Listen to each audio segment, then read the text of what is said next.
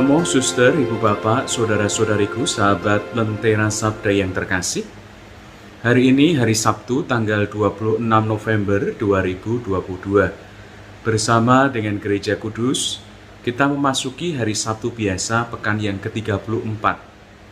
Permenungan akan saya dasarkan pada bacaan Injil yang bersama-sama kita dengar pada hari ini, yaitu dari Injil Lukas. Tuhan Yesus mengingatkan kepada kita masing-masing untuk setia di dalam berjaga-jaga supaya kita selamat. Sejenak kalau kita melihat di dalam pengalaman hidup kita masing-masing, nampaknya pekerjaan yang paling menjemukan adalah menunggu.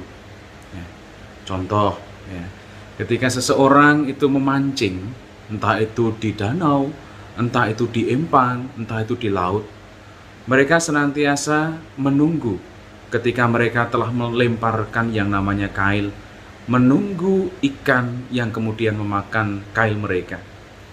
Terkadang menunggu itu sampai berjam-jam, sehingga kadangkala orang menjadi jemu untuk menunggu. Atau bisa kita katakan juga lewat pengalaman hidup seorang ayah yang kemudian menunggui istri tercintanya yang mau melahirkan anak. Berdebar-debar, tetapi kalau berjam-jam pun rasanya juga menjemukan. Atau bisa jadi ketika kita menunggu tamu yang sangat istimewa di dalam kehidupan kita, ketika mereka lama tidak datang, ada perasaan jemu dan juga jenuh. Nampaknya kalau kita perhatikan, ketika tamu yang kita tunggu-tunggu dan istimewa itu datang, muncul kegembiraan. Ketika ikan yang kemudian menyahut kail kita, perasaan menunggu yang lama dan terkadang menjemukan menjadi suasana sukacita dan juga kegembiraan.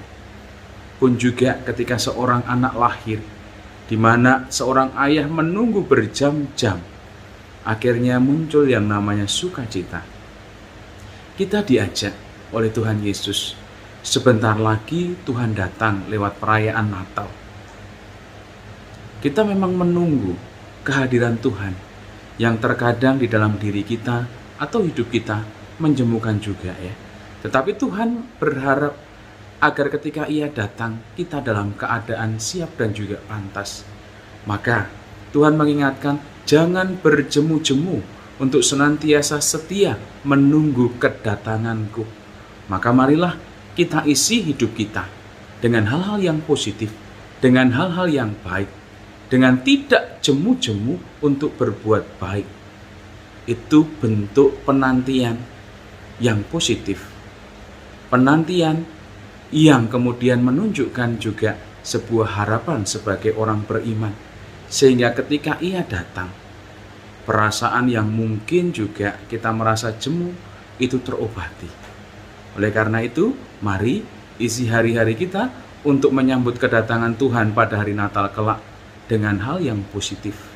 Berkat dan juga rahmat Allah memampukan kita untuk itu.